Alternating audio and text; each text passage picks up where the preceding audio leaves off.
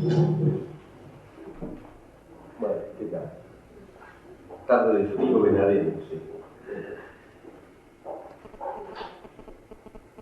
Yo quería reflexionar sobre estos temas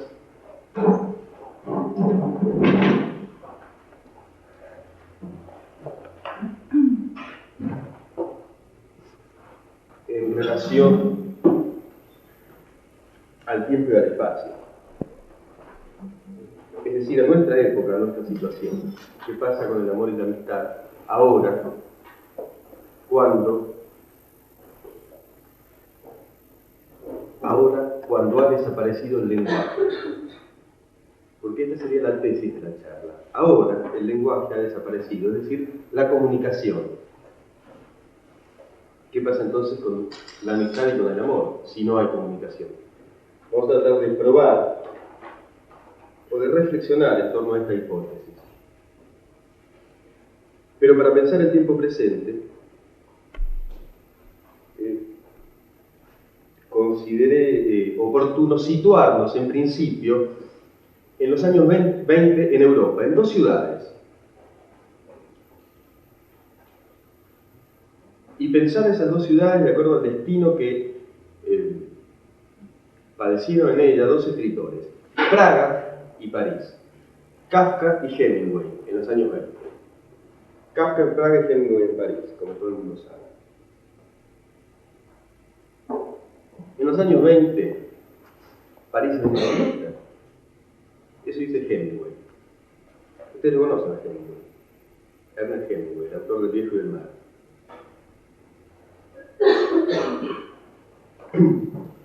Un gigante de 2 metros, boxeador, peleador, tipo difícil, bebedor empedernido, que le hacía saber a los que lo acompañaban que él estaba dispuesto a matar. Era una máxima que tenía Hemingway para sí. Él decía, si ellos advierten que uno está dispuesto a matar, lo dejan a uno en paz. Un hombre duro. Cuando tenía 17 años, decidió alistarse en el ejército norteamericano para combatir en la Primera Guerra Mundial, pero fue rechazado por un problema de columna y luchó en el ejército italiano. Muy joven, 18 años. Y esta experiencia, obviamente durísima, la guerra, que desde luego lo marca para toda la vida, generó la primera novela de Hemingway, Adiós a las armas. Primera gran novela.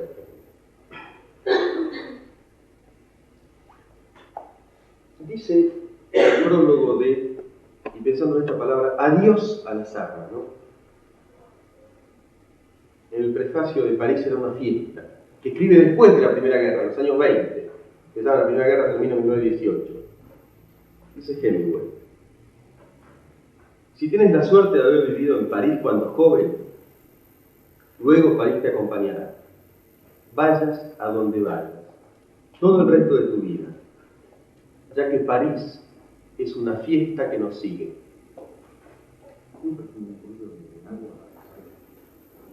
París es una fiesta que nos sigue. Vamos a tratar de organizarnos mentalmente. Yo voy a trabajar los siguientes conceptos en esta charla.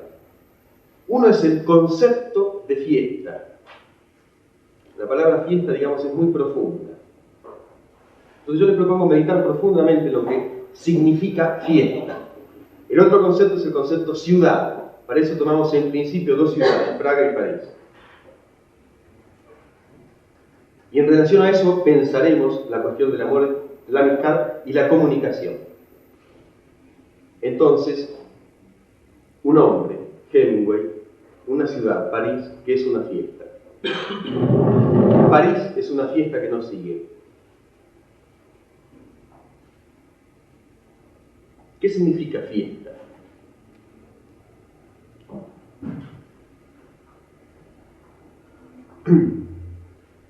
La tradición occidental remite el concepto de fiesta a un dios, a Dionisos.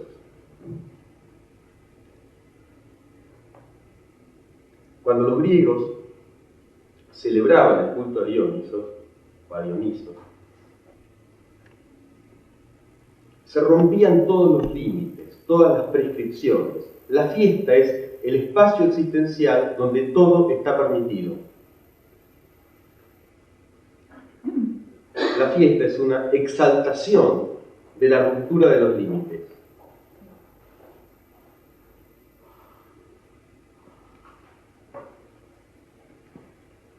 Entonces la fiesta es fiesta en el sentido, yo diría, vulgarmente festivo, alegre, en el que lo tenemos nosotros, pero también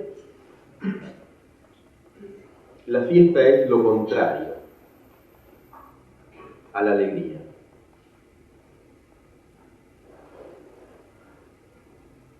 Foucault, lo ubica, Michel Foucault, en Vigilar y Castigar, traza una analogía entre la situación de la peste en una ciudad y la fiesta. Porque la peste, allí cuando todos se van a morir, implica el hecho de la ruptura de todos los límites. Ya que nos vamos a morir, hacemos lo que queremos. ¿Correcto? Yo el otro día hablé con una persona que se iba a morir, que tiene cáncer. Era una fiesta hablar con él, porque decía la verdad. Decía la verdad, lo cual viendo, puesto que se va a morir, no respeta límites, ni prescripciones, ni prohibiciones. ¿Correcto? La fiesta puede ser patética. En la peste hay fiesta. En la guerra hay fiesta.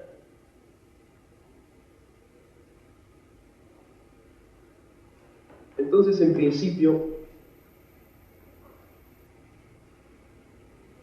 podemos pensar que cuando Hemingway escribe Adiós a las armas, miente en el título. Porque la guerra que él vivió es una fiesta que lo sigue. Así como París es una fiesta que nos sigue. Es decir, esa experiencia terrible, espantosa,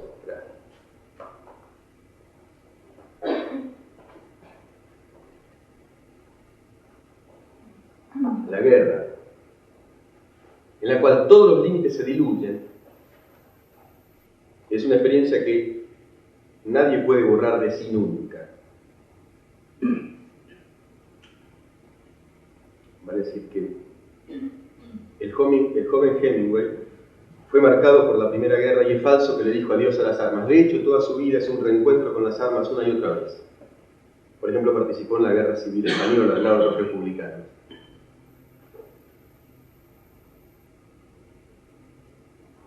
Quiero decir, cuando hay violencia social, cuando alguien vive una situación de guerra social, y la guerra se manifiesta de muy diversas maneras, cuando alguien ha atravesado límites morales, no puede desembarazarse nunca más de esa experiencia.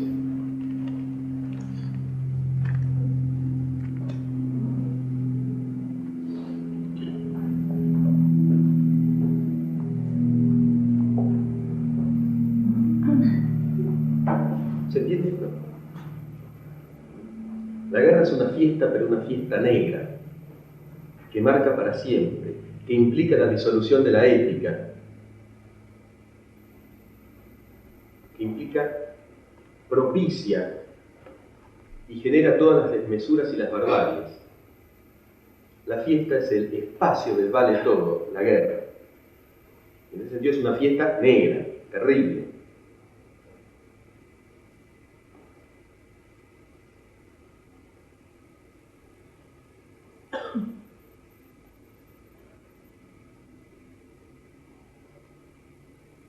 Hemingway se enamoró en la guerra, muchas veces.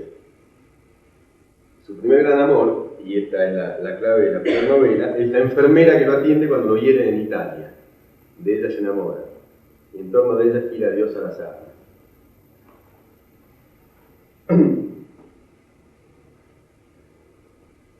Y después se vivía enamorado en París ya de otra mujer.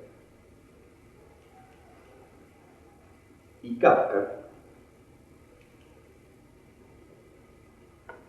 Kafka era un hombrecito muy pequeño, muy frágil y muy débil, que vivía en el infierno interior. Era un torturado, un atormentado. Él se consideraba elegido para sufrir a sí mismo. Sufría por todo. Kafka vivía en Praga. Praga era una ciudad,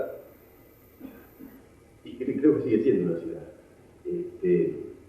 castigada por invasores de la más diversa ralea, más bien uno peor que el otro. Y allí vivía Kafka.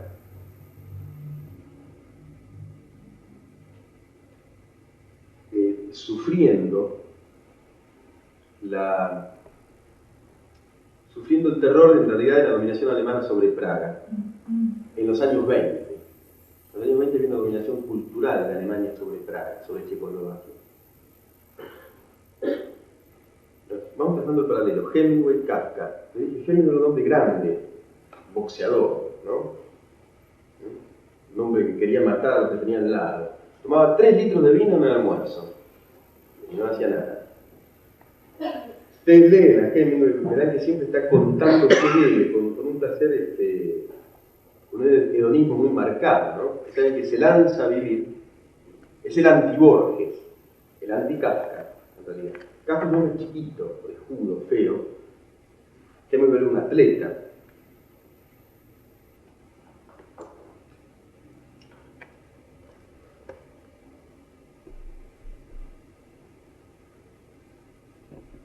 Pero un extraño destino los une, a pesar de muchas diferencias, de tantas diferencias.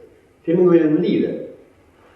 Participó en la Guerra Civil Española del lado de los republicanos y participó en la Segunda Guerra Mundial del lado de los aliados. Y comandaba batallones, tenía problemas con los capitanes porque él iba y tomaba el mando, Hemingway, ¿no? Ponía el mando de los pelotones. Y iba adelante, ¿no? Y además le ponía el pecho a las balas, ¿no? Y fue torero, cazador y pescador, pero de logrado. Bueno, Kafka jamás salía de una oficina y de su cama. En general pasaba todo el tiempo de su vida en su cama. También se enamoró varias veces. Yo quería hablar hoy del romance entre Kafka y Milena Yesenska, uno de sus amores. Porque es un romance epistolar. Quería hablar de las cartas a Milena que escribió Kafka.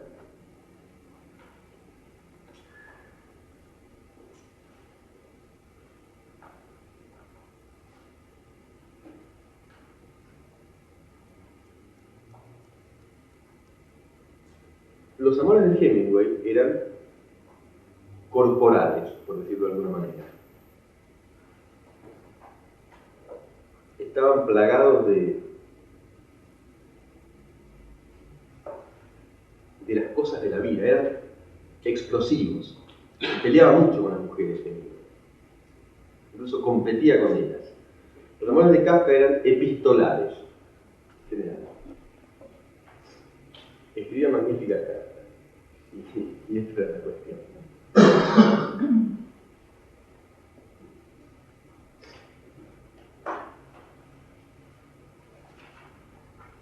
Le dice Milena a Kafka en una carta. Ustedes saben, las cartas han desaparecido. La tesis con la que empezamos a hablar es que la comunicación ha desaparecido, ya no hay cartas. En todo caso puede haber un fax. No es lo mismo. Hasta la Facultad Libre de Venado Tuerto tiene fax.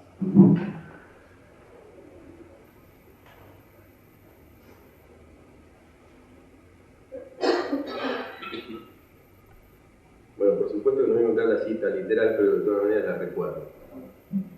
Le dice Milena a Kafka: no estás enamorado de mí, estás enamorado del amor que sientes por mí. O sea, no de mí, sino del amor que sientes por mí. Vale decir, Kafka está enamorado de la película que tiene respecto de Milena, de la literatura que se armó en torno a Milena, no de ella. No llega a ella. Esa misma carta, sin embargo, curiosamente, paradójicamente, termina con un ruego de Milena que le dice: por favor, quédate conmigo para siempre. Pero como no era que no estaba enamorado de ella, sino del amor que Kafka decía tener por ella, digamos, ¿no? Como que a ella no llegaba, pero ella sin embargo le dice: pero quédate conmigo para siempre.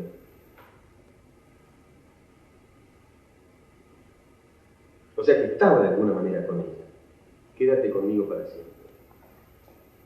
La vida es horrorosa, dice Marguerite Yourcenar. La vida es horrorosa. Marguerite Yourcenar dice: la vida es horrorosa, pero la muerte también lo es. No solamente no se quedó con Milena para siempre, Kafka, sino que se murió Kafka en 1924 y ella pereció en un campo de concentración, después de padecer los horrores más terribles, en 1945. Después vamos a hablar de eso, después, porque aquí aparece una historia de amistad muy grande.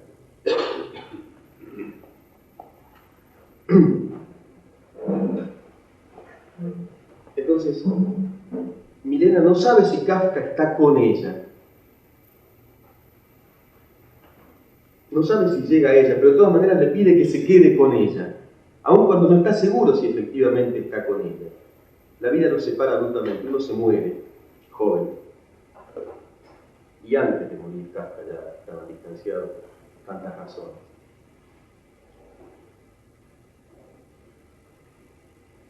Y la otra muere en medio del horror.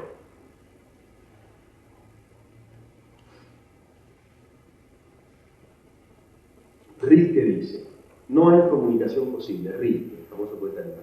No hay comunicación posible. En todo caso, solo se puede comunicar la separación y la despedida.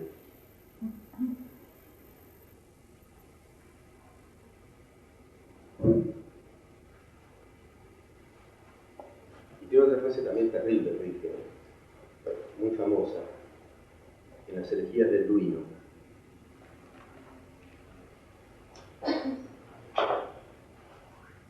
Cuando dice que lo bello es solo de lo horrible el comienzo.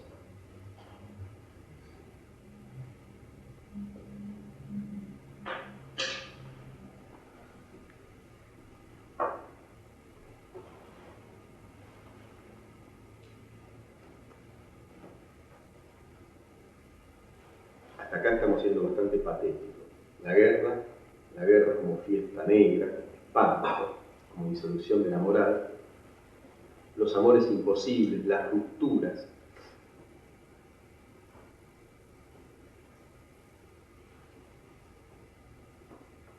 Vamos a hablar un poco más de Kafka. ¿Quién es Kafka? ¿Quién es Kafka? El señor Kafka, ¿no? El autor de El proceso, es el autor de La metamorfosis, de América, de tantos otros libros, como todos saben, tantos cuentos. Dice un pensador genial alemán, Lord Steiner, que Kafka es un profeta.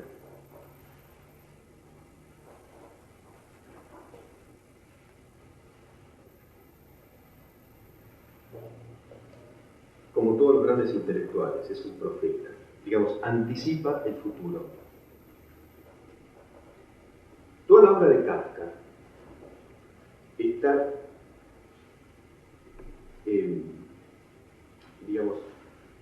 está estructurada de acuerdo a un lenguaje metálico, vacío, burocrático, el lenguaje de las oficinas, el lenguaje de los tribunales.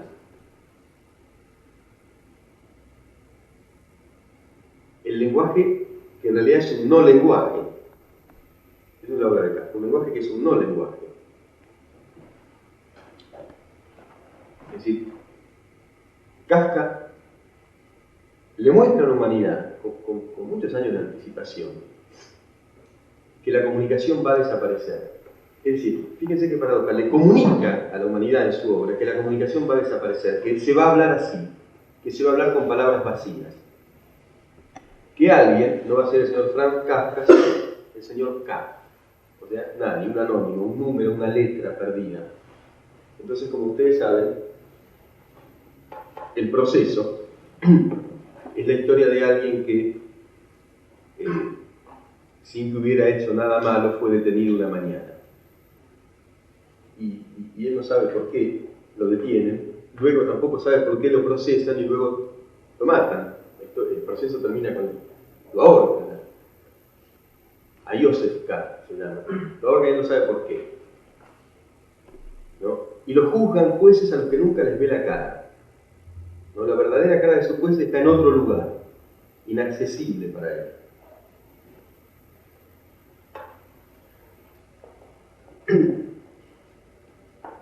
Siempre digo lo mismo, pero es una clave fundamental para entender a Kafka.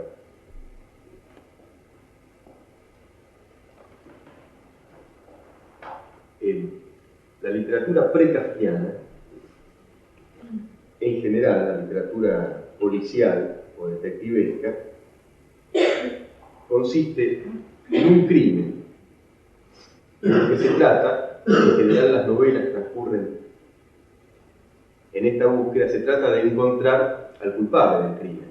El caso de Kafka es exactamente la inversa. Hay un culpable y no hay crimen. Joseph K. no hizo nada.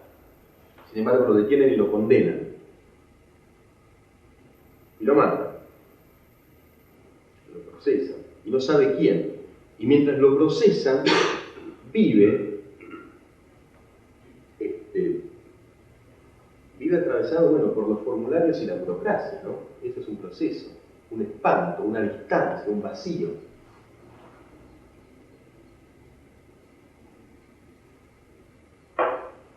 Kafka es un profeta porque muestra que la comunicación cara a cara va a desaparecer. Porque muestra que las palabras con sentido van a desaparecer, se van a borrar. Kafka es un profeta, dice Steiner, porque en la Metamorfosis, ¿cómo es la Metamorfosis? La Metamorfosis es un cuento, en la historia de alguien que un día se despierta y es una cucaracha. Gregorio Samsa, ¿no? ¿Conocen el cuento? Un día se despierta y es una cucaracha. O sea, como cualquiera de nosotros en la gran ciudad. Por eso es un profeta, Kafka. Porque descubre que el hombre va a ser tratado como un insecto. Es más, lo descubre 20 años antes de que los hombres fueran asesinados masivamente en las cámaras de gas, como los insectos, exterminados. Y utiliza, dice Steiner, la misma palabra que utilizaban los nazis respecto a los que metían en la cámara de gas. Sabandija, en realidad no es cucaracha la palabra que utiliza Kafka, sino sabandija. ¿No? La misma palabra que luego utilizarán los nazis para considerar a las personas. Sabandija. Por eso es un profeta, porque ve con una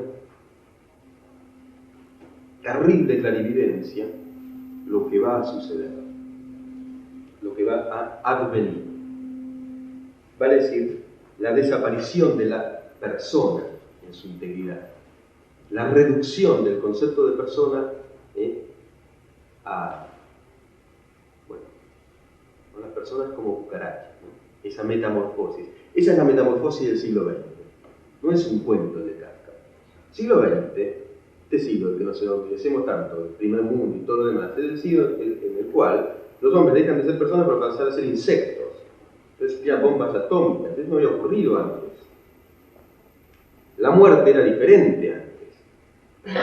La muerte era muerte con sable en mano y cara a cara. No digo que fuera mejor, digo que era diferente. Podemos discutir si era mejor o no, pero la metamorfosis de este siglo es la metamorfosis de la persona al nivel de los insectos. Esto es del siglo XX, está maravilloso. Entonces, nuestro tema de hoy es el amor y la amistad, en el siglo de la metamorfosis, en el siglo de cartas. ¿Qué pasa con el amor y la amistad? Cuando no hay más cartas, es decir, cuando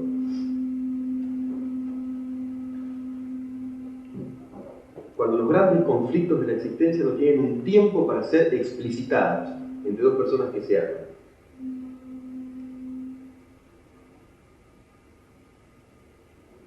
Cuando se mata masivamente, pero no cara a cara. Cuando uno no le ve el rostro a los jueces ni a los asesinos.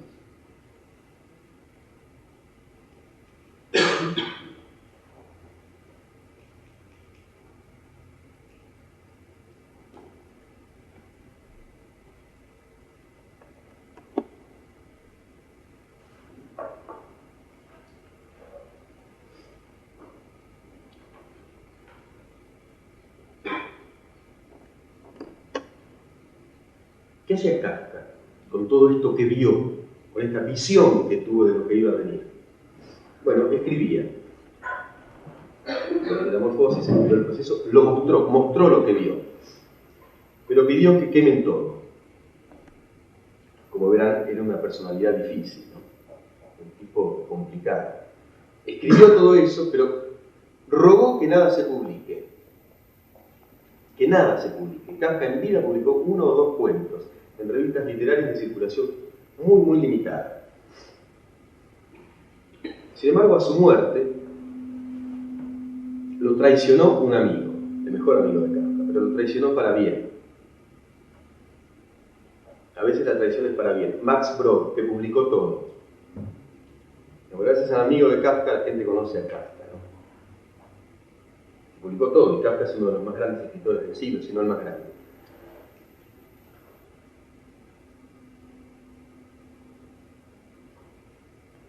Es decir,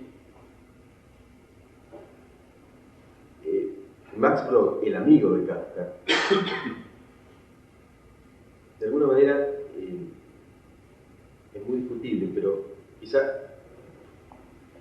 o lo quiso más a Kafka que lo que Kafka se quiso a sí mismo, o lo entendió mejor que a sí mismo, o entendió mejor el mensaje de Kafka que Kafka mismo. Eso es un amigo también, ¿no? Alguien que sabe ver en el otro lo mejor del otro. ¿Sí? Y que aun cuando el otro no quiera, lo hace por su bien.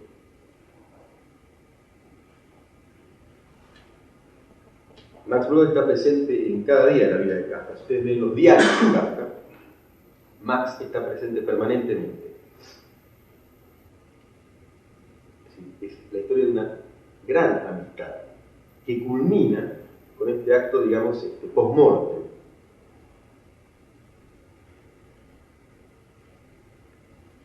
Hay otra historia de amistad muy grande, que es la historia de Milena en el campo de concentración. Allí conoce a una mujer llamada Margaret.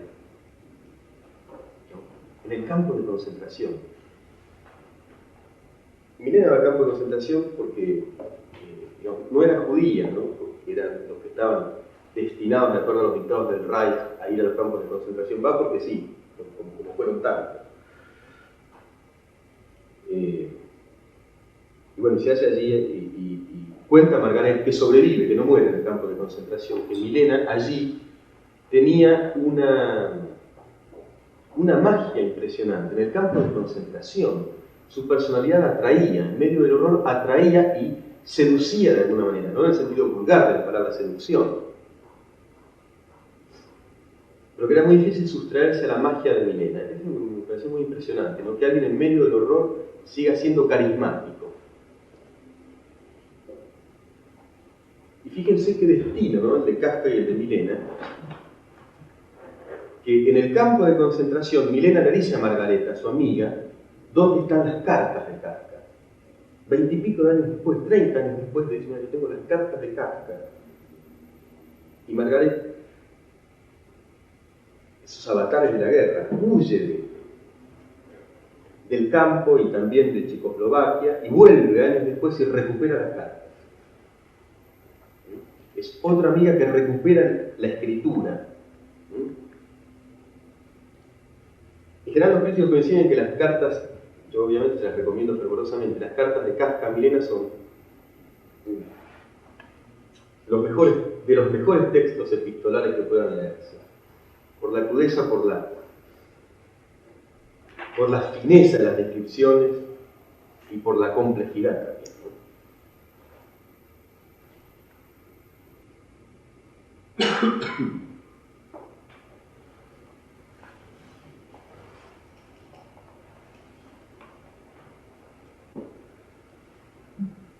Decía Séneca, breve es la vida, largo es el arte. Kafka murió y Milena también, pero quedaron sus escritos, ¿no? Recuperados por amigos, post-mortem.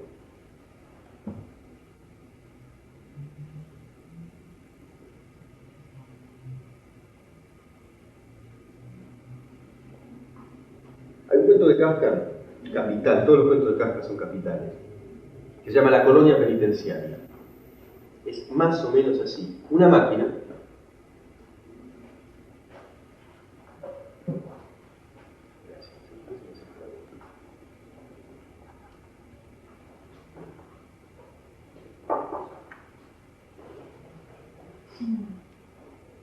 Una máquina es una máquina de tortura, que inscribe en las espaldas de una persona un mensaje, en la sangre, lo talla con sangre, lo va horadando, ¿no? Y el prisionero, el torturado, comprende en el mismo momento en que se muere, El mensaje dice simplemente obedece, con sangre. Evidentemente Kafka es un profeta. Habría que preguntarse si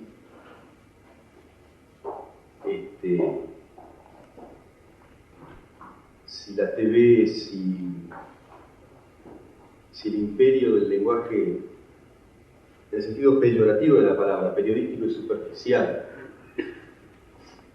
si la publicidad, si el consumo, etc., no son una máquina que en el fondo nos está imprimiendo el mismo mensaje, obedece.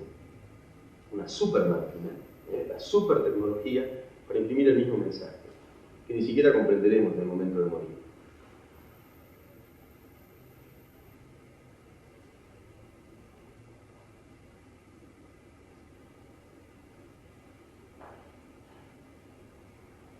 Bueno, Kafka, su amor con Milena, su amistad con Max Brod, la amistad de Milena con Margaret, la recuperación de la escritura por el amor de los amigos y el mensaje para todos. Hemingway, como les dije, Hemingway contrasta con Kafka, es lo contrario. Es un hombre de armas llevadas. Come mucho, Kafka está siempre enfermo, ¿no?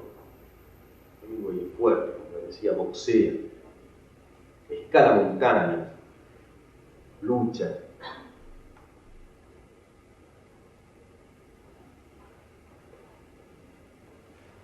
Y se suicidó. Se pegó un tiro en la boca en el año 1961.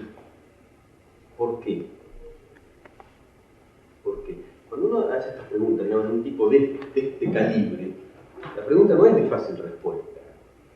No es simplemente, bueno, no, lo que pasa es que chupaba mucho Hemingway y quedó el tomate y se pegó un tiro, ¿no? Quizás haya sido algo profundamente meditado. ¿Por qué se pegó un tiro Hemingway? Creo que hacía 1 o 2 años se había ganado el premio Nobel de Literatura. ¿Por qué?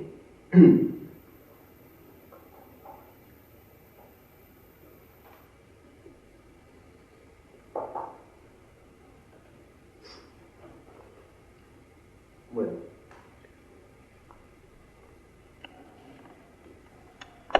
se fue a Italia cuando muy joven,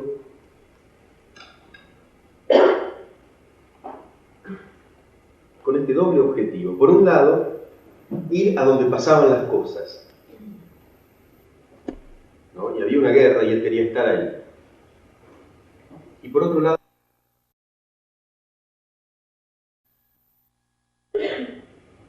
la radio.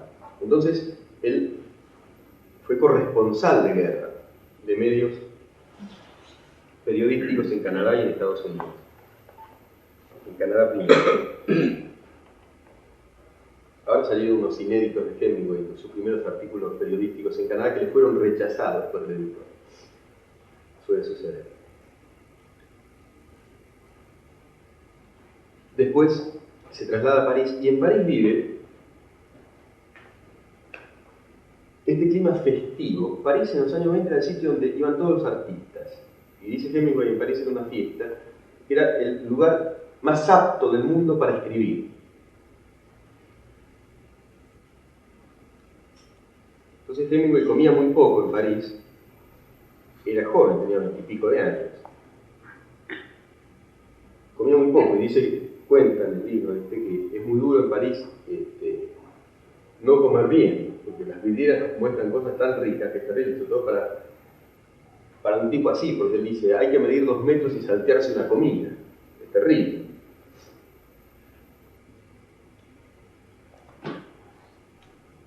Y sin embargo era el mejor lugar del mundo para escribir, entre otras cosas porque ahí iban todos los que escribían. Entonces, estaba en París en ese tiempo Scott Fitzgerald, el autor del Gran Gatsby, estaba Gertrude Stein, que es una gran escritora norteamericana, estaba James Joyce, el autor de Ulises, que, bueno, quizá la obra cumbre de la literatura de este siglo, ¿no? Junto con Kafka y Proust, digamos, componen la trilogía máxima de la literatura. Y estaban todos. Más tarde estuvo Henry Miller y Anaïs Nin, y bueno, y los grandes escritores y filósofos franceses, Sartre y demás, en París. Pero ¿por qué estaban allí los que escribían? ¿Qué pasaba ahí? ¿Por qué los que escribían estaban ahí? Es otra buena pregunta. ¿Por qué estaban ahí? Porque ellos estaban ahí y algo iba a pasar ahí, ¿no? Ellos estaban en el año 20 ahí y París iba a ser ocupada, ¿no? 20 años después. Se ve que algo se estaba incubando en París, ¿no? Algo fuerte estaba aconteciendo.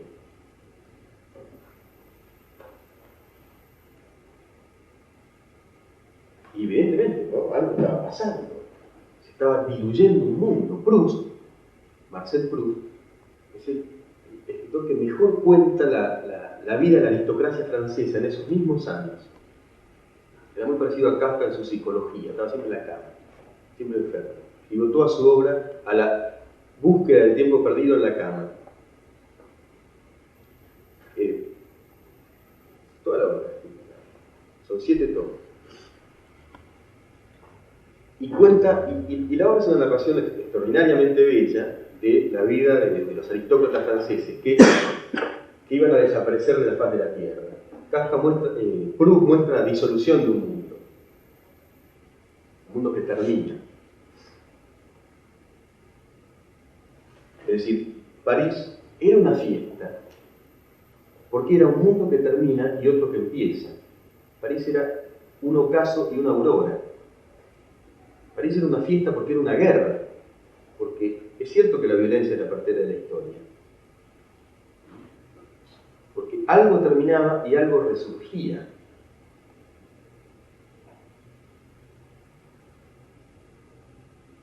Entonces, por eso allí, viendo esta ruptura y este renacimiento, estaban los personajes que querían narrar la historia, los escritores.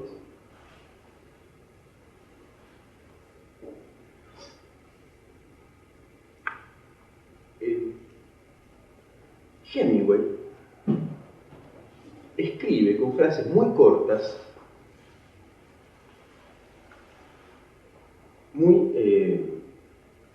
yo soy periodista, Hemingway es un maestro de todos los periodistas. Pero habría que ver si es un maestro en el bueno o en el mal sentido. Frases muy cortas, muy impactantes, ¿no? Y en un sentido muy rudimentarias. Y sus personajes son siempre más o menos rudimentarios, son siempre más o menos bárbaros, son o toreros o pescadores, pero rudimentarios. No son tipos difíciles, ¿no? En ese sentido también es lo anti-Kafka. Es muy simple. No es, digamos, si es alegórico, Hemingway, de pronto es alegórico. Una alegoría es esa, ¿no? Una imagen que se refiere a otra cosa, no a sí misma, ¿no? Si es alegórico, el significado de la alegoría es evidente. Es simple, es simplote. Es brutal, en un sentido. Y es fuerte, es rotundo, contundente. Perfecto periodista. Además es el perfecto periodista porque inventaba todo. Y él lo dice.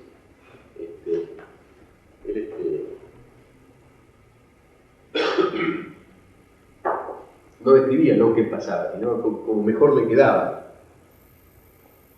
Y efectivamente, como periodista le pagaba muy bien. Le cobraba $1000 el artículo y una botella de whisky. En live.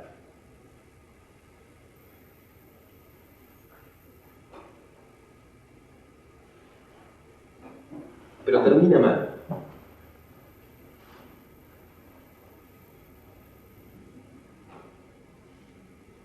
Termina mal. Termina en un sentido.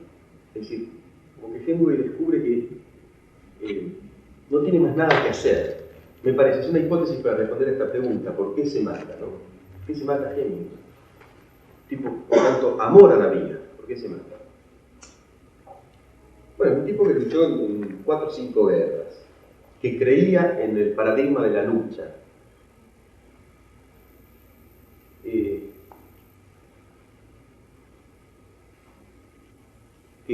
digamos, de alguna manera,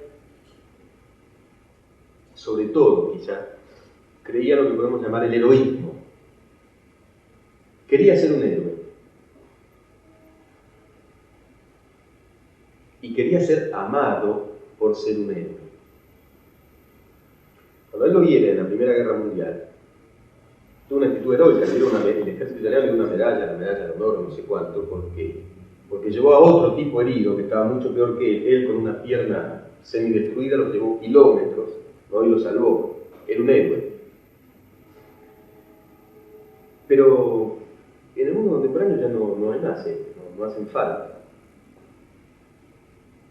¿Qué iba a ser un héroe en los 90? No ahora que somos postmodernos. ¿Para qué sirve? Cuando la guerra es a distancia y desde botones, ¿no? Un héroe, un romántico, un hombre que exalta la mentalidad rudimentaria y simple, digamos, de un campesino, que ama la tierra, los toros, que él lo llamaba España. Los toros son hoy una máquina de hacer dinero, nada más, un póster para atraer turistas. Sangre y arena, pero para los yanquis. ¿Cómo? No hay héroes. No hay sangre y arena. Es una farsa. A eso se llama la posmodernidad.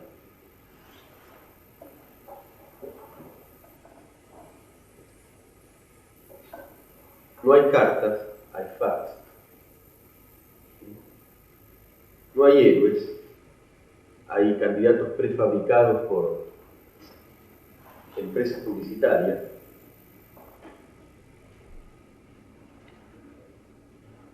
No hay que luchar por nada, somos escépticos, está todo bien o todo mal, pero no importa.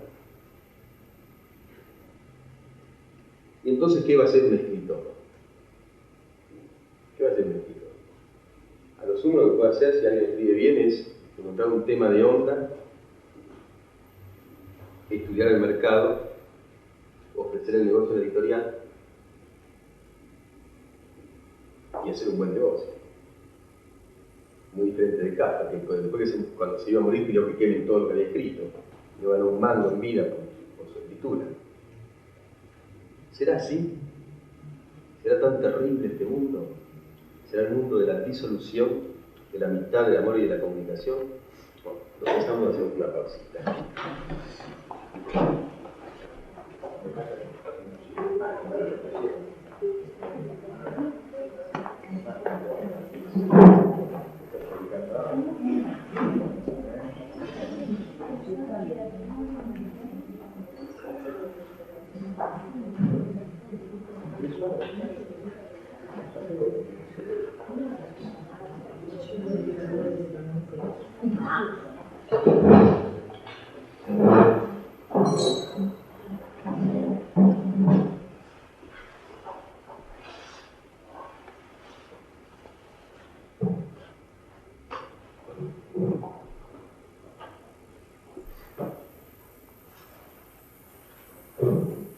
Habíamos terminado con una pregunta sobre si estos son los tiempos del cólera, digamos, o no.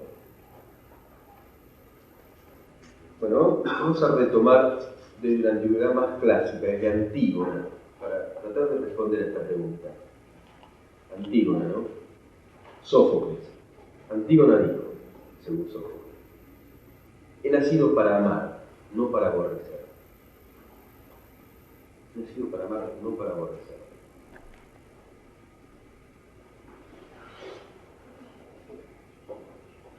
¿Vale esto para todos los seres humanos?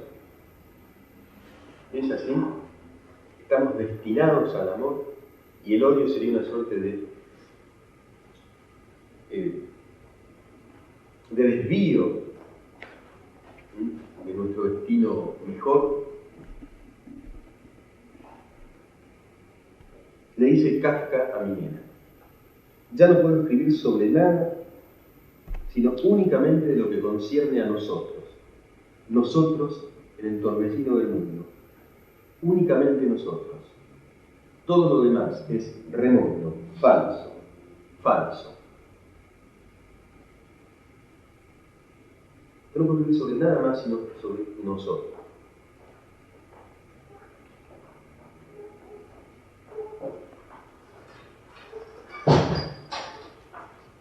Fíjense que quizás la cultura contemporánea sea exactamente lo contrario de esto, de esta confesión de Kafka. Es decir, quien escribe sobre nosotros, sobre lo absolutamente puntual y, digamos, autobiográfico en el sentido más íntimo. Si ustedes leen París en una fiesta de Hemingway, es un libro que hoy no se podría escribir. Que, digamos, si no fuera Hemingway sudamericana, Six Barral no lo editaría. Lo reedita porque es Hemingway. Porque cuenta lo que le pasaba a él y a su mujer en ese momento y a los suyos. Nada más, es íntimo e intimista. Más bien el destino del lenguaje escrito hoy. Si es que tiene algún destino, ¿no? Si es que el lenguaje escrito tiene algún destino, ¿no? Yo recuerdo que le dije a un que íbamos a meditar sobre la desaparición de la comunicación. Bueno, entre comillas, el destino del lenguaje escrito parecería ser en todo caso el relato de sucesos precisamente remotos, lejanos, impersonales. Siempre estamos hablando como si fuera un cable noticioso de agencia. Fíjense que los libros que más se venden son estos libros periodísticos. Por ejemplo, leerse un libro sobre el embajador Thorman es horrible. Pero no sobre la vida secreta y los amores del embajador Thorman, sino sobre la política del embajador Thorman. Esta es la literatura contemporánea. ¿Qué pasa, no? ¿Qué está pasando? ¿Qué pasa con la comunicación? ¿Por qué hablo de este tema cuando el título, digamos, es El amor y la amistad? Porque decía Heidegger, gran filósofo alemán, muy controvertido, pero gran filósofo a pesar de todo, que estos son tiempos de oscurecimiento, cuando los dioses se retiran. ¿Qué son los dioses? ¿Qué quiere decir Heidegger? El amor es un dios. El amor es un dios. ¿Por qué es un dios? Porque es algo fuerte, que está desde siempre en la humanidad. Si hay mal clima, para el amor es como que se va al Dios, está en otro lugar. Hay que generar una apertura, decía Heidegger, un claro en el bosque, decía él, para que advenga el clima propicio para amar. Por ejemplo, para tener amigos hace falta tiempo. Si uno tiene tiempo, no puede tener amigos, porque uno tiene que hablar con los amigos, tiene que tener tiempo para tomar un café. Pero el tiempo ha desaparecido, por lo menos en las megalópolis ha desaparecido. Es muy curioso. Es un fenómeno muy curioso porque el otro día yo hablaba con Alvin Toffler, que es un reconocido intelectual norteamericano, el que escribió La Tercera Hora, ¿no? El shock del futuro y el cambio de poder. Pues él me decía que el gran valor, lo que me decía, lo decía Alvin Toffler, lo puede decir cualquiera, es evidente. El gran valor del mundo contemporáneo es la velocidad. Cuanto más rápido, mejor. Y eso es desarrollo, rapidez. Desarrollo es rapidez. El que llega antes, el que lo hace antes. Ahora, la velocidad se traga al tiempo y al espacio. En realidad eso es lo que enseñó Einstein. Se diluye el tiempo y espacio a toda velocidad. Ahora, los dioses el amor, la amistad, son dioses, son cosas sagradas, requieren tiempo, requieren de una ceremonia, ¿no? Es decir, hay un culto a la amistad.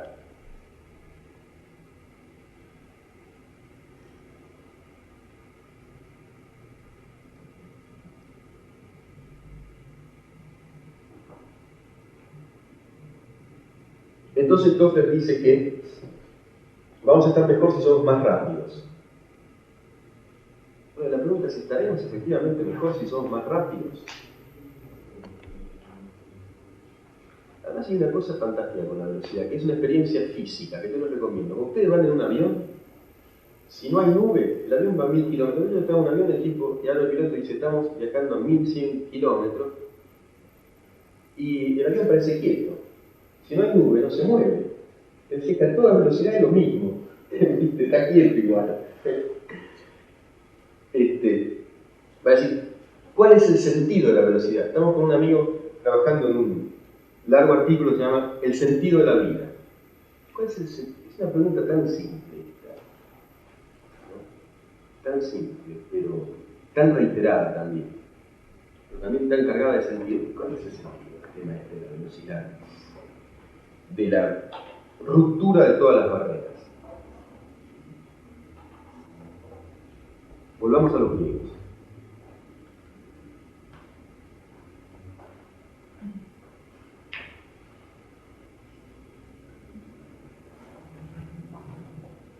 Los griegos tenían tiempo. Entre otras cosas porque, bueno, concebían el tiempo de manera tan diferente a la manera que la concebimos nosotros, digo, los griegos clásicos, ¿no? 5 siglos antes de Cristo. Es muy difícil meterse en la concepción del tiempo de los griegos. Simplemente diré, para meterme en dificultades, que para los griegos el tiempo es un eterno retorno de lo mismo. Vale decir, para los griegos, pero ¿cómo un eterno retorno de lo mismo? La historia se repite, pero ¿qué se repite? Se repite lo fundamental. Es decir, siempre retornan las alegrías, las tristezas, en cada vida. Siempre retornan los instantes, ¿no? Pero nadie puede prescindir de alegrías, tristezas, dolores, fiestas, quebrantos. Eso retorna siempre. Y como siempre retorna, ellos no se apuran mucho. Total, hay un tiempo para todo. No se apuraban. Tenían tiempo. Fíjense que cuando deciden asesinar a Sócrates, porque esto no significa que fueran buenos, eran humanos.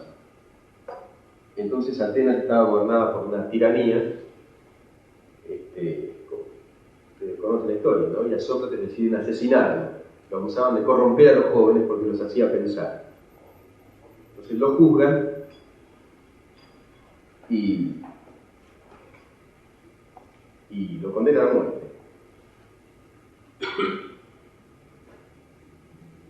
Sócrates tenía amigos, muchos amigos, y muchos enemigos, que son los que lo condenan.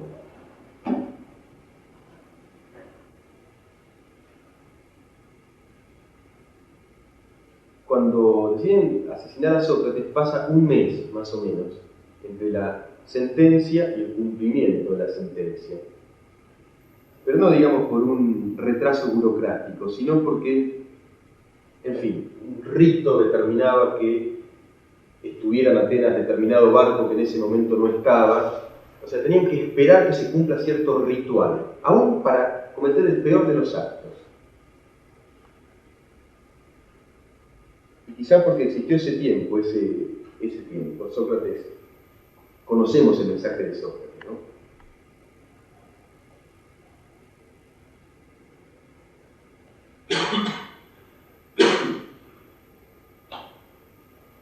Digo, Sócrates tenía amigos, en ese mes que pasa en un calabozo, conversa con ellos, y de ahí, de esas conversaciones, surge toda la filosofía de Platón. Toda la filosofía de Platón. De esas conversaciones que tiene Sócrates con sus amigos, entre ellos Platón, antes de morir, en las vísperas de su muerte, momento dramático. Sócrates no escribió nada a él, con su propia mano. Consideraba que era mejor hablar, que la palabra viva es la palabra oral. Pero Platón narra toda la historia de Sócrates por escrito. Por eso algunos dicen que la filosofía comienza a decaer con Platón, porque la escribe. La escritura implica una degradación de la emoción. Es un tema marginal. Lo cierto es que la matriz de la cultura occidental se forja de acuerdo a una temporalidad diferente, a una temporalidad con tiempo.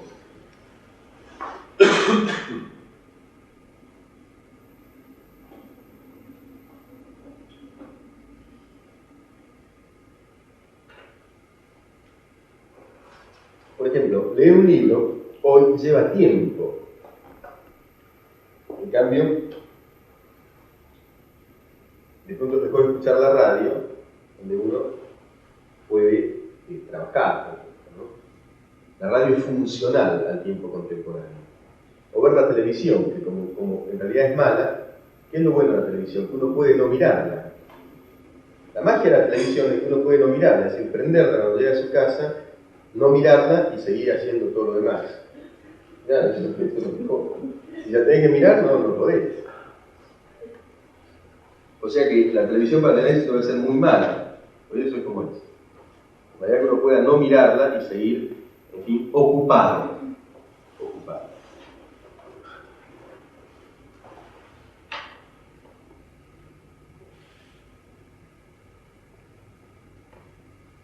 Este es el tiempo de la desaparición del tiempo, de la sacralización y la consagración de la velocidad. Y por lo tanto, de la desaparición también del silencio. El filósofo inglés se llama Bryce Parham y dice que el lenguaje es el umbral del silencio. Para decir que el lenguaje escrito, el lenguaje al cual uno debe dedicar tiempo, está en el límite entre los sonidos y el silencio. Uno vive el silencio también, ¿no? Hace una pausa para meditar. Lee una palabra y como que escucha a esa palabra con tiempo. El silencio es elocuente, el silencio dice muchas cosas. Pero el mundo contemporáneo, por alguna extraña razón, ha considerado que el silencio es insoportable también, y lo ha llenado de ruido.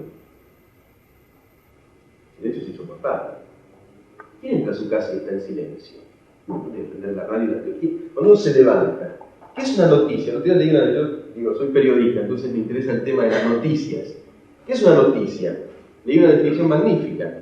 Una noticia es algo que uno escucha a la mañana, mientras desayuna. Pero ¿qué es una noticia? Bueno, eso que rompe el silencio a la mañana, porque el silencio es insoportable. ¿Quién desayuna sin escuchar las noticias? Por lo menos en las megalópolis. Nadie. Es curioso porque el silencio es insoportable. Es curioso.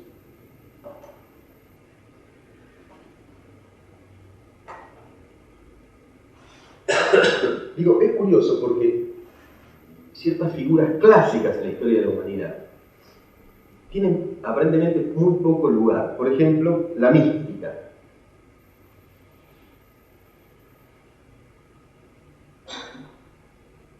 La mística es un tema inherente a la cuestión del amor.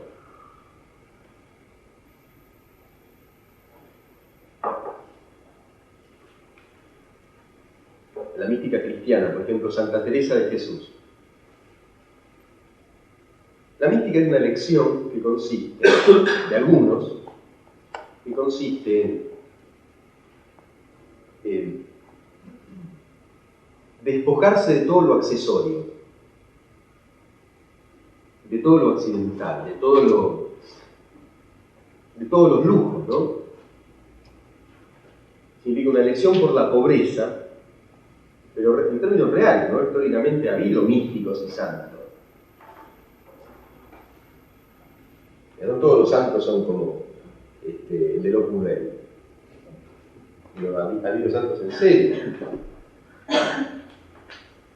De tipos que eligen la pobreza en términos reales, que eligen no lucrar, y que eligen la soledad para meditar.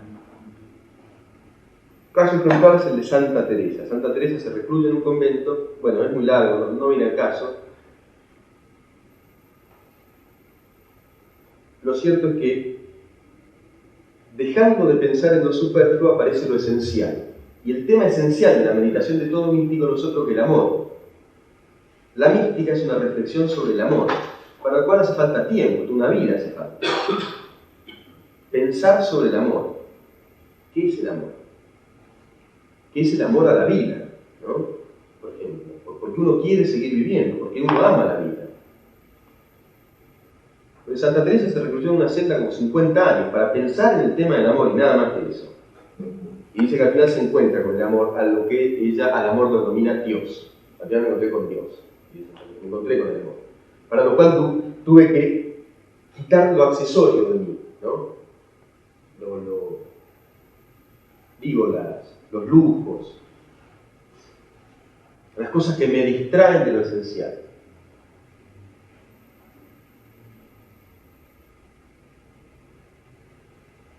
Entonces, ¿quién puede ser un místico hoy? Un místico hoy obviamente es considerado un demente. Santa Teresa lo había encerrado en un psiquiátrico.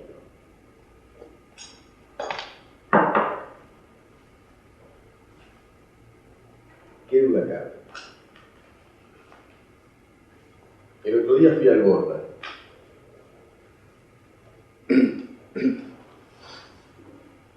Entonces me atiende un voluminoso,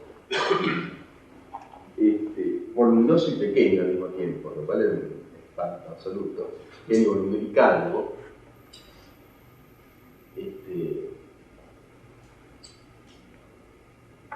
Que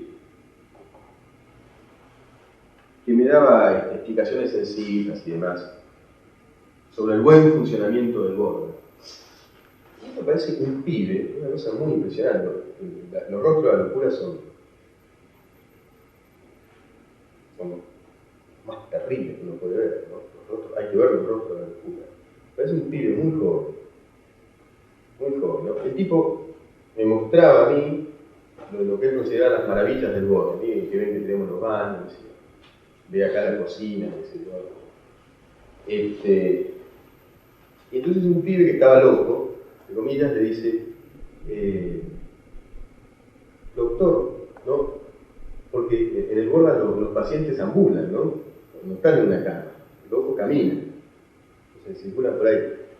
Entonces uno le dice, este chico le dice, una tristeza en los ojos, pero impresionante. Doctor, le dice, ¿sabe cuánto hace que estoy acá? El tipo era un momento de funcionario, trató de recordar, pero además, por supuesto, no lo recordaba, le dice, no. El pibe le dice, siglos.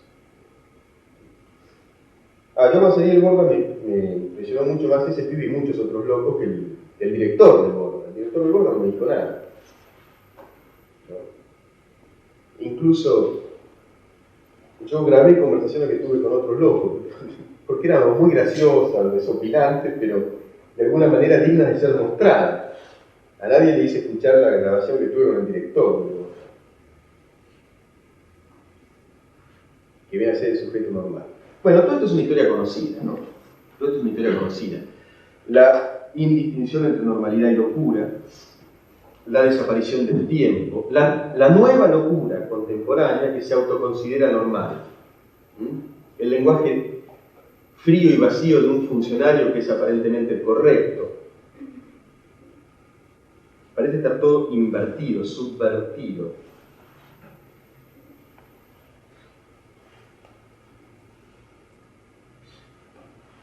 La desaparición del silencio, la desaparición, en fin, del lenguaje y de la comunicación.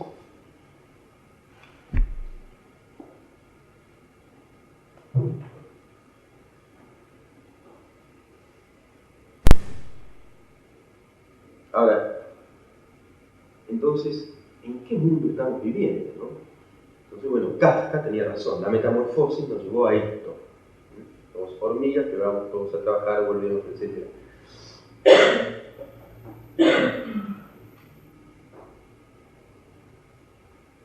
¿Hay salida?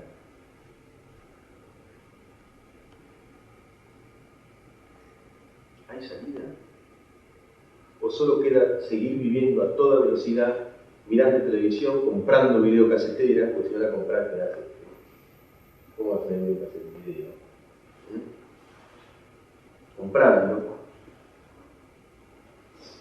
Comprando todo, consumiendo. La palabra consumo no es casual, consumir es destruir, consumir es comer.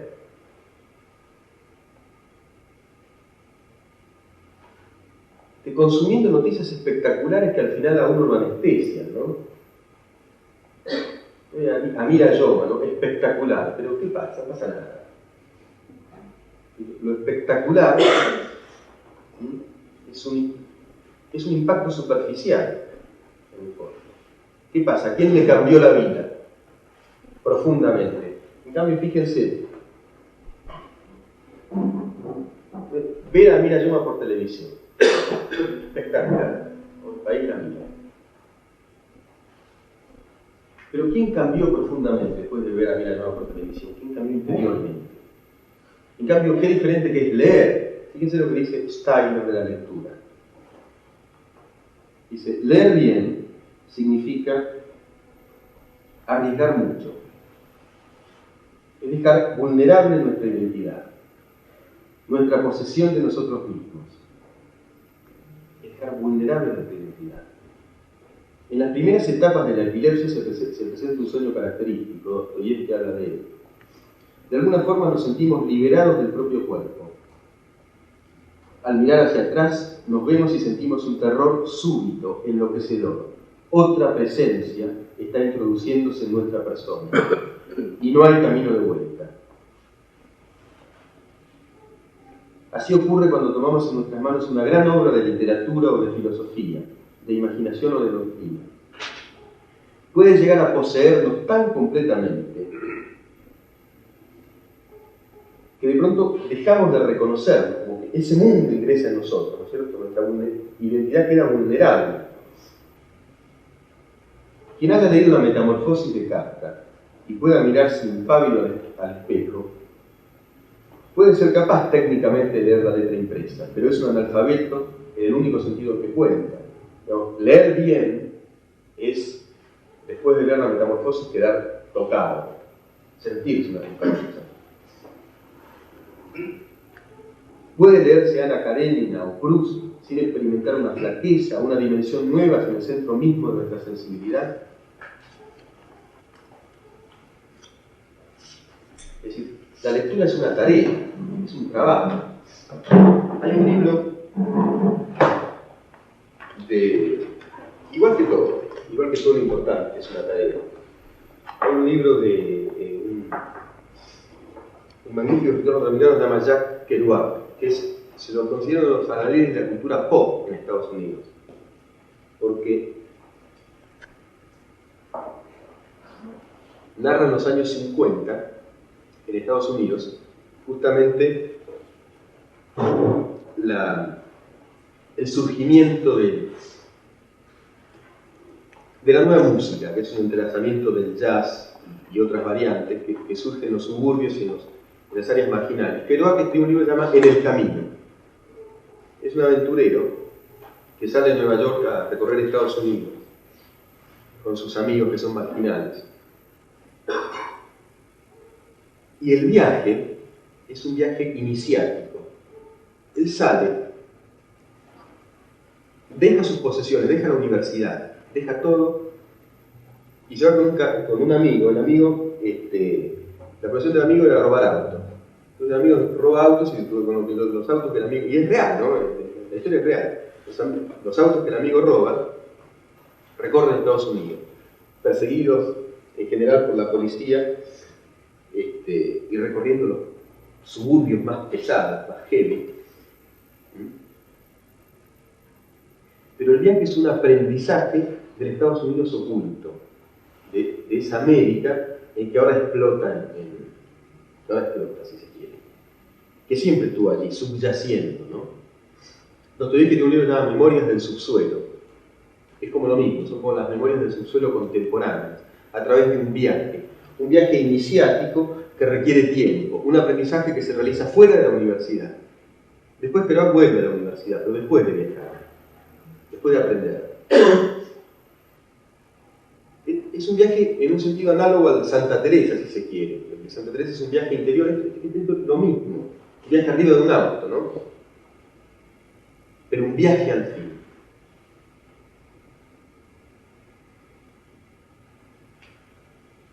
Es decir, yo digo, todo lo sustancial requiere de un aprendizaje y de un tiempo, de un culto. La cultura requiere de un culto requiere de un tiempo, de una ceremonia.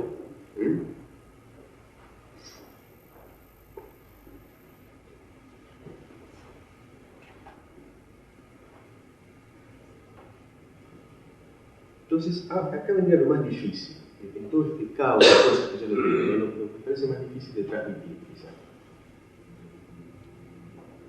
¿Estamos irremisiblemente perdidos? Bueno, hoy tomé el paradigma literario, por eso insisto y doy vuelta sobre él. ¿Estamos irremisiblemente perdidos?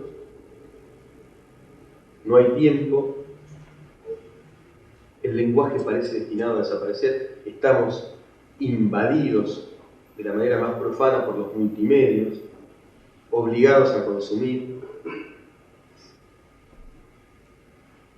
Pero estamos irremisiblemente perdidos, ¿no? Uno reitera la pregunta.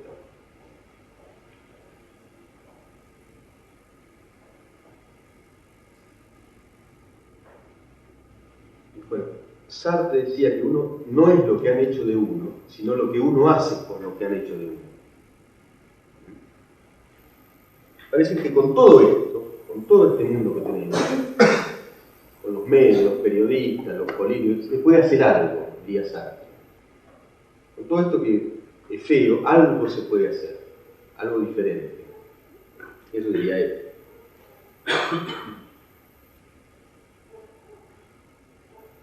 Por ejemplo, mientras Harry Truman decidía tirar una bomba atómica, Jacques Kerouac decidía viajar por las entrañas de su país, hacer algo diferente y aprender.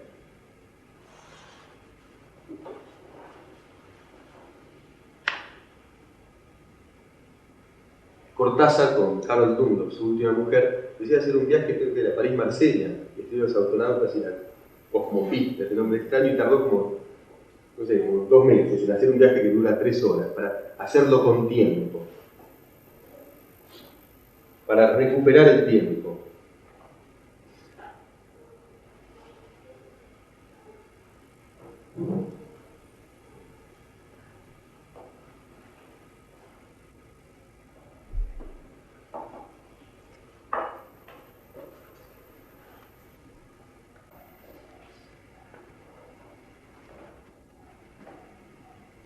Es todo un tema.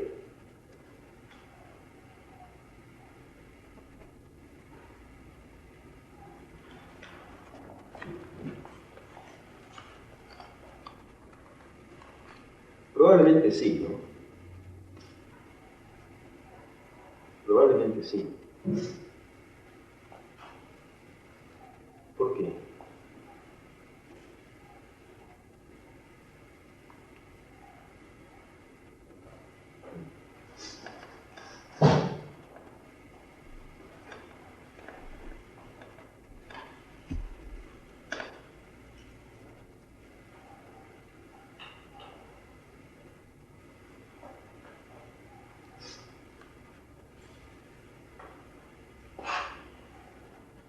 En primer lugar, por algunos indicadores fácticos.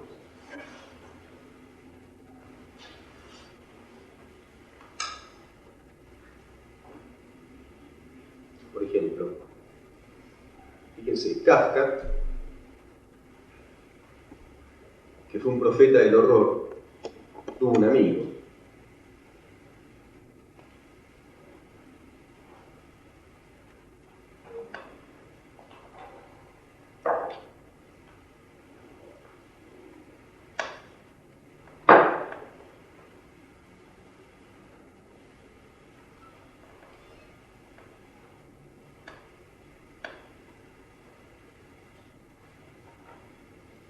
Esta es una teoría que dice que el deseo ha muerto. El deseo ha muerto, yo no la entiendo. Bien, la muerte del deseo es un gran tema un tema muy en boga, la muerte del deseo. No hay más deseo. Sin embargo, todo indica que hay deseo, si no, no habría más vida. ¿Qué es el deseo?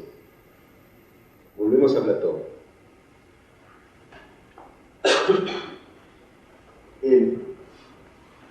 Probablemente la obra más profunda que se haya escrito en torno al amor, que es el banquete de Platón. Dice que el amor, es decir, el deseo, quizá, porque eros, en griego, es muy difícil traducción. El amor, dice Platón, es una mezcla de una desmesura y de una carencia. La sensación de amor, pero no solamente el amor de pareja, el amor a un hijo, el amor a un amigo, es una sensación de, todos la hemos experimentado, de que es mucho, muy fuerte, que es demasiado, ¿no? Sintieron la sensación del amor. Y que también falta, que nunca está completa. Por eso, esa carta de Milena que le dice, vos no estás conmigo, pero quédate conmigo. Porque en realidad estaba con ella, y mucho, pero también falta. ¿Vieron la sensación del amor que es ambigua, que es paradójica? Que está y que no está. Uno consigo mismo, que uno se ama a sí mismo, de pronto se tiene a sí mismo, y de pronto no. Es decir, para decirlo de una manera, vivir es demasiado, ¿no? Es demasiado y al mismo tiempo es demasiado poco. Uno es demasiado para uno, demasiada carga uno para uno mismo. Pero al mismo tiempo es demasiado poco, como que uno es carente, es pobre. No sé si me explico.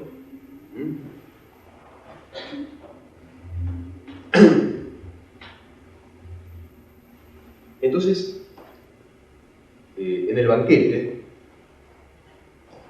que era una comida que tenían los griegos porque tenían tiempo, ¿no? Una comida en donde ellos hablaban. Hablaban, por ejemplo, del amor. En el banquete aparece una diosa, una suerte de sacerdotisa que viene de los cielos y que se llama Diótima. Y dice esto: el amor es una mezcla entre la desmesura y la carencia. Eso es Eros. El amor es demasiado y es demasiado poco. Vos me das demasiado, sos todo. Nosotros dos en el mundo, dice Kafka, nada más. Al mismo tiempo se siente vacío. Está sobrecargado de ese amor. No puedes escribir otra cosa, al mismo tiempo se siente vacío, terriblemente vacío. Eso es la vida. Ahora bien, esta sensación, digamos, no ha desaparecido el deseo. Y esto ya es una opinión personal.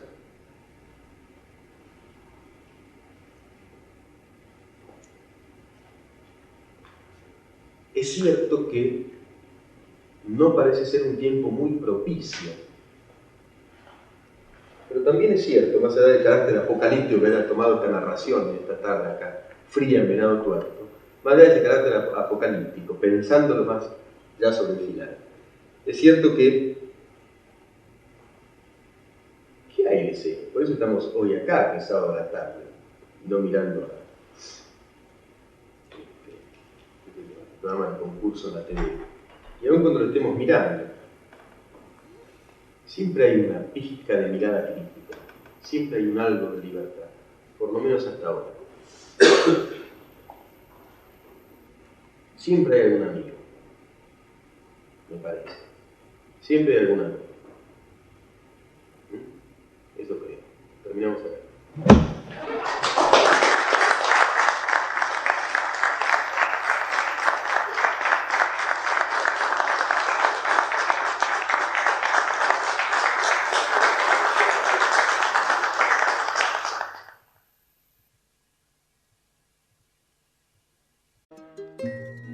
Facultad Libre de Venado Tuerto. La primera facultad libre del país. Para la libertad. Para el amor. Para la vida.